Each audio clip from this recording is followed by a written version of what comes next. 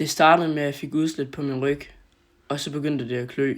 Når man køber på hjemmesider uden for EU, risikerer man jo brugen af giftige kemikalier grundet mindre stramme regler.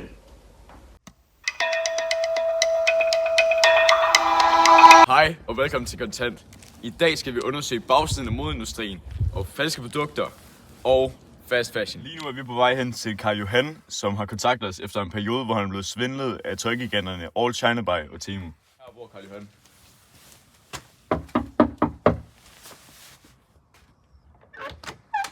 Hej. Hej Karl Johan. Jamen, hvorfor købte du den trøje på Temu? Det var fordi, der var en trøje, jeg ikke havde råd til, så valgte jeg egentlig bare at købe en, der var lidt billigere. Og så var det en fin kvalitet i starten, men så da jeg tog den af, så havde jeg pletter på ryggen, og det begyndte at klø rigtig meget. Hvad kostede trøjen at købe? Altså, den kostede 50 kroner, men normalt ville den koste 500.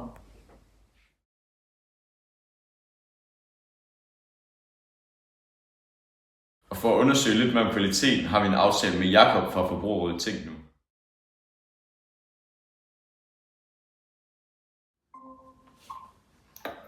Hej Jakob.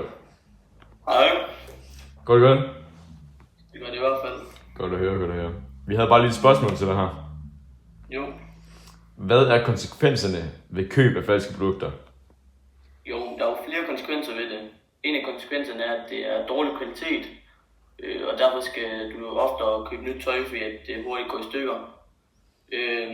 Når man køber falsk tøj, så ved man aldrig helt, hvad der er i tøjet, og der er mange farlige kemikalier. Når du køber for eksempel fra Temu, så ved du ikke, hvad der er i, fordi det ikke er EU-kontrolleret. Når man køber fake tøj, kan man nemt blive fristet til at købe meget, og det sætter store spor på klimaet.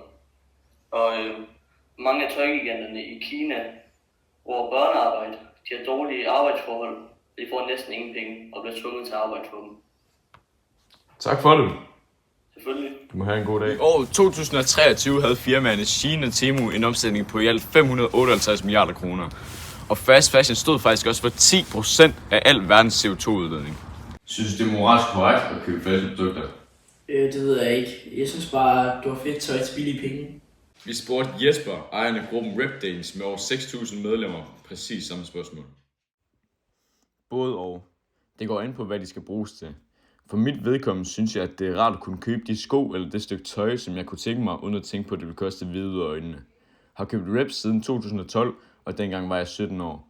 Så der var pengepunkten forholdsvis tom. Derfor søgte jeg nærmere ind på Reps og muligheden for at få dem hjem.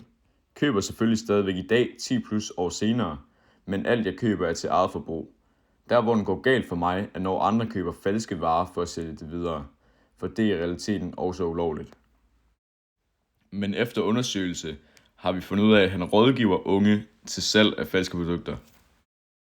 Vi konfronterede Jesper med vores nye oplysninger, men vi har stadig ikke fået noget tilbagesvar. Vi kontaktede også Shein, Temu og All China Buy, men vi har desværre stadig ikke fået noget tilbagesvar.